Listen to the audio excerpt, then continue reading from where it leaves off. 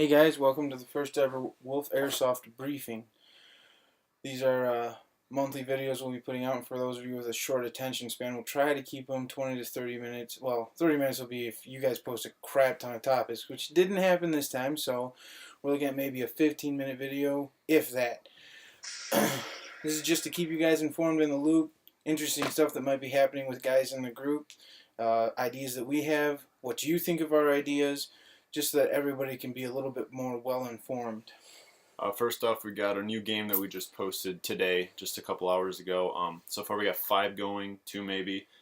So far we're looking pretty good, but let's get some more guys going because we're gonna be playing at Adams Field.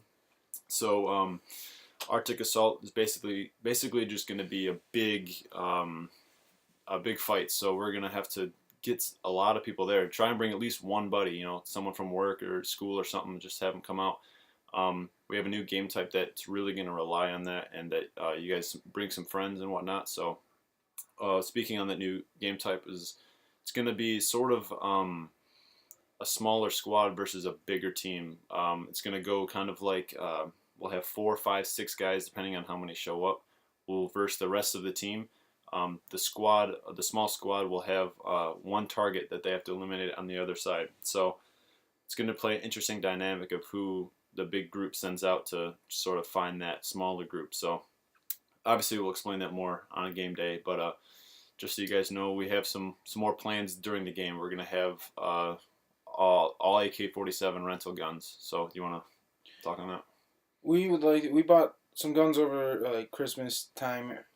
They were on sale. We bought some guns. Basically, year round, cold weather, wet weather, warm weather. We find that $100 AK-47s perform the best. Their hop-ups perform the best in cold weather. They have great fire rates with a 9.6. They get great range and accuracy when adjusted right. Basically, I don't think we've ever had one break. We had contact plates in the trigger assembly get all corroded. We had to take them out, clean them. That's a very minor repair. So AKs are where TJ and I would like to go. TJ felt that he's basically a glorified technician and removed himself from what's it called? Administration. Yep. He's not an administrator, but as far as taking guns apart, figuring out what's wrong with them, putting them back together, he's one of the best guys we have in this group. Mm-hmm. The other guy I would recommend would be Aaron. Just what he talks about, blows my mind. Tuning up a gearbox. I don't have time for that. I just want to shoot somebody. Mm-hmm. And with the whole AK-47 thing is, when I've used them, and I don't really like using AK-47, but when I do use them, as far as rental guns go, those ones always perform the best. Every time I've used them for rental guns, just the cheap ones, they always something will go wrong, or it's not feeding right or something. I don't really know much about airsoft guns, as far as internals go. But I know the AK-47s work the best as far as general use goes. People just beating them up. That's kind of what they're there for. Is for anyone to use, and obviously, you have to take care of them when you're playing. But we know stuff happens when you play airsoft. Your blood starts going. You're running. You're gonna drop it, or you're gonna kick it accidentally. So we understand that. We just got to make sure that we're treating them right, and as far as performance goes, AK-47s will work the best. So our next one is our shirt, our new shirt that we got going. The first design that I posted on the page is the one that we're going to go with for this year. We're going to do annual shirts, so every year we'll have a new shirt going, and this year we're just going to go with what I had already put on there. If you have other design ideas, let me know, so we can be thinking about next year on our shirt that we're going to have next year. It's it's near impossible to please everybody, so we have to go for the greater good. However, next year, those that didn't get what they wanted this year will be taken into great consideration, because we want everybody to eventually, we don't have people winning MVA monthly 2 times in a row, because we want everybody to share in that winning feeling. That's why we have it, to encourage guys to show up and play, and you could win MVA. Real quick, a little bit of backtracking.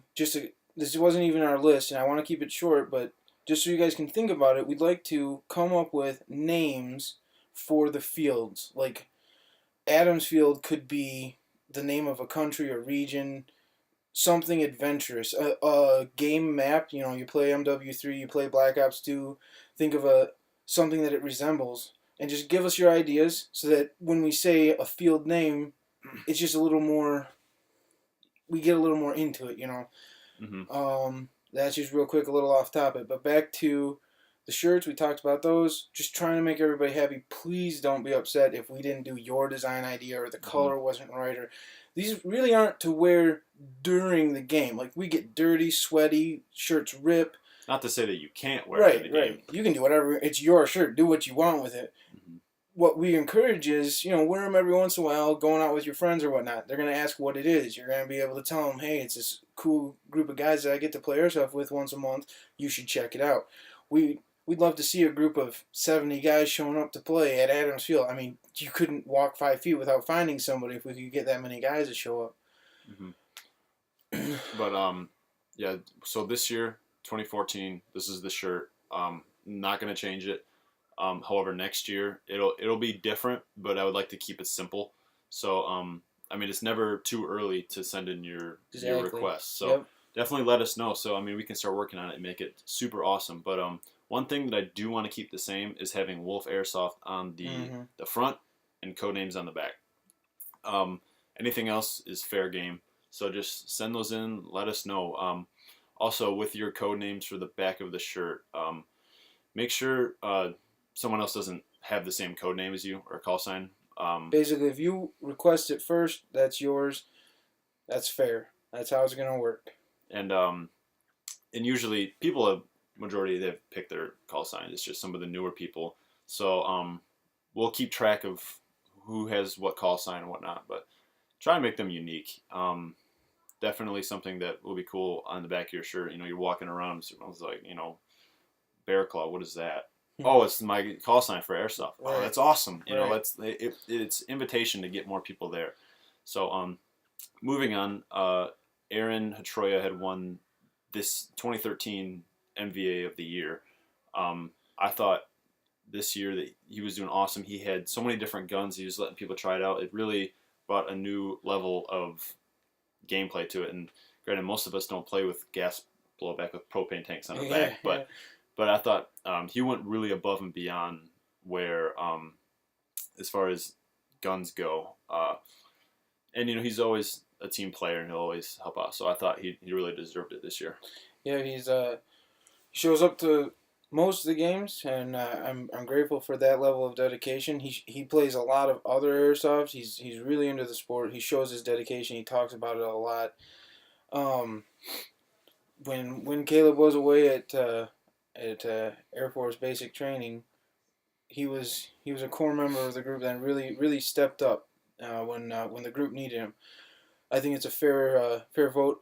Many of you, someone might ask, you know, I thought on the website Caleb got more votes. Caleb won 2012 annual, and like, we don't let the same person win twice in a row on monthly. It's the same thing with annual. So that's how we're going to settle it. That, you know, I think that's fair, and I hope that none of you have an issue with that. Although, this group is open. You ever have an issue, post a comment. You know, we can talk about it in our next video or address it immediately, depending on the urgency. Aaron, you can talk about stuff during games, too. That's not to say that you can't bring it up during the games. Yep, that's a perfect time because it's face-to-face. We deal with it right then, right there. Aaron, speaking of Aaron, is selling most of his guns. I imagine he'll have many of them with him at the game, so that's a great time to show up, see them work, see how they shoot. And these are incredible guns, too. They're top of the line. Yeah, many of them are just insane. You want these guns, so, I mean, you can't buy them pre-upgraded, like all the work he's put into them. They are worth every penny he's asking for them. Show up, test them, look at them, feel them, buy them. And as far as we do charge for gun rentals. If you're new to the group, charge $7 for gun rental, $3 for the 5,000 BBs. About 5,000 BBs.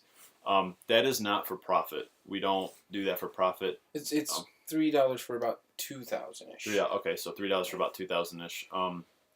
That is not for profit. Every single penny that goes into this group goes back into the group. We don't Mhm. take it outside of that, because making this group better is why we're doing what we're doing right now. Every penny we get from a game goes back into the group, and a lot of the admins invest time and money. Caleb does a lot of the tech. We're on his computer right now. I couldn't set up a video. That's Caleb's department. He does a lot of the Facebook maintenance, posting games, coming up with descriptions. You guys wouldn't imagine how difficult that can be once you post it. You don't want to use the same description over and over and over and over and over. You come up with something new, a new game name, all that stuff. Don't take all that for granted. TJ and I have invested a lot of money into guns for renting. Aaron has invested a lot of money into guns just to show off. But Frankly. he's going to sell those, and every one of you can show the same guns off. Moving on, because we want to keep it a little, kind of short here, so you guys, there's a lot for you guys to comment on already. Mhm. So we'll get through this. In May, hang on. I think it's the 3rd. Hang on. I'm going to get this right for you guys. I'm pretty sure it's... all of our games this year are going to be towards the beginning of the month. Hopefully they'll be the first Saturday of the month. That's Yeah. what I would like to say to you guys. Yeah, first Saturday every month. That way it's easy. You guys know, and there's no confusion. You can plan for it months in advance before we even post it. So make sure you keep that first Saturday open, because that's more than likely going to be unless there's a Holiday or something like that. People are going to be out of town. We'll change that, but we'll let you guys know in advance. But just plan on the beginning of the month. So it is May 3rd is a Saturday. We want this to be our biggest wolf game ever. Now, on this game, we are going to have a bag of premium ammo. We'll release more details about it. There may even be more than just ammo, but there will be one bag, I think it's 10,000 rounds in a bag, of premium, High grade. 20 to 25 gram. It's not Crossman or Right. anything like that. It's going to be top of the line. Hand those out to the person who brings the most people. Yep. So make sure you bring in a lot of people to this game. We're going to make this huge. We're playing at Adams Field. We're aiming right now for 30, 40 people. Our highest ever was 35 people to one game. We have to beat that. Mm-hmm. So we're going to aim for 40. Yeah, we'll aim for 40. If you bring a buddy or two, each person brings a friend or two, that makes a drastic change, because sometimes we'll have games of 6 people. We'll make it work because someone just brought their friend. Mm-hmm. But the more and more people that come to these games, the more and more fun we can have. And I've also had the idea of bringing some of my dirt bikes, something like that. I don't know, that'd be sweet. Having some, that's all just ideas for right now. Nothing set in stone in that regard. But plan on May 3rd being the biggest Wolf Airsoft game we'll ever have. If you can only make it to one game this year, which we hope more of you guys come out to every game, we want to see more guys consistently coming to games just to have a good time and make these games run smoothly. We're starting this game. We're going to start at noon. Like, the gameplay starts at noon, meaning please show up at least by 11:45 and get your gear ready as fast as you can. I mean, 11:45 we're going to be going through the rules, and you got to listen up when we're going through the rules, otherwise you're not going to know what's going on. We're going to start playing. Every game is going to be 40 minutes long. There will be one 20-minute break. You have 20 minutes to get what you need, get back out on the field. We want to run smoothly. We want to optimize our game time out of this and play as much as we can on these Saturdays. We only play once a month, so yeah, definitely we'll make it a little bit more strict on our times.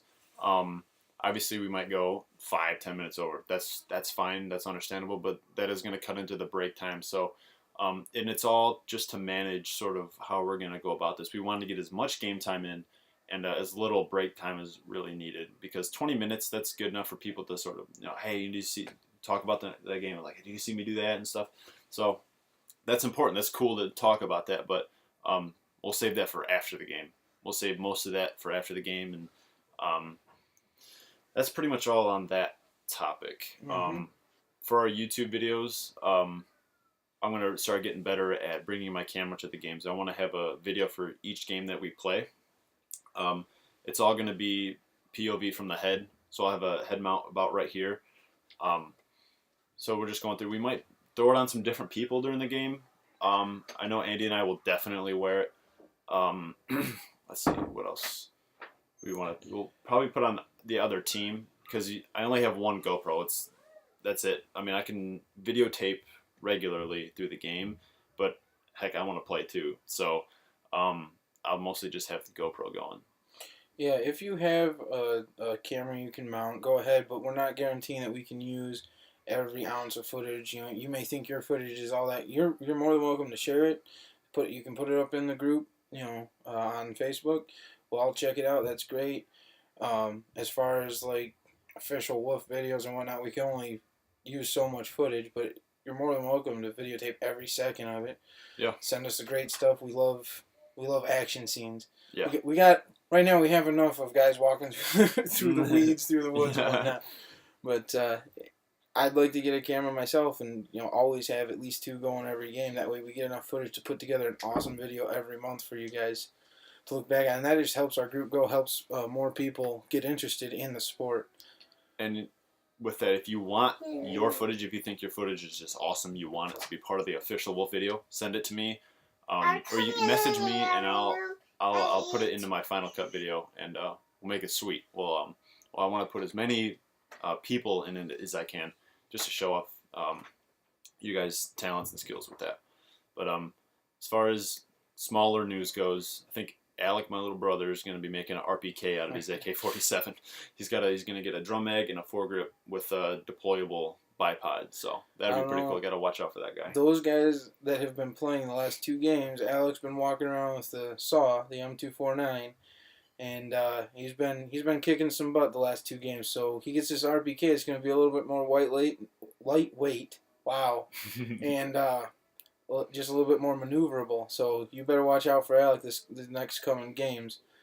So good job on that, Alec. Now, in a closing comment, I think we already touched on this a little bit at the beginning, but it's really important for guys to participate. We can only have topics if you guys suggest them. I mean, we just talked. It took us all day to come up with what we got for topics. I mean, so send in your comments on this video, on everything we announced. Watch it again. Send in comments. We can talk about it next month. We can make announcements at the game. You can, message us on Facebook.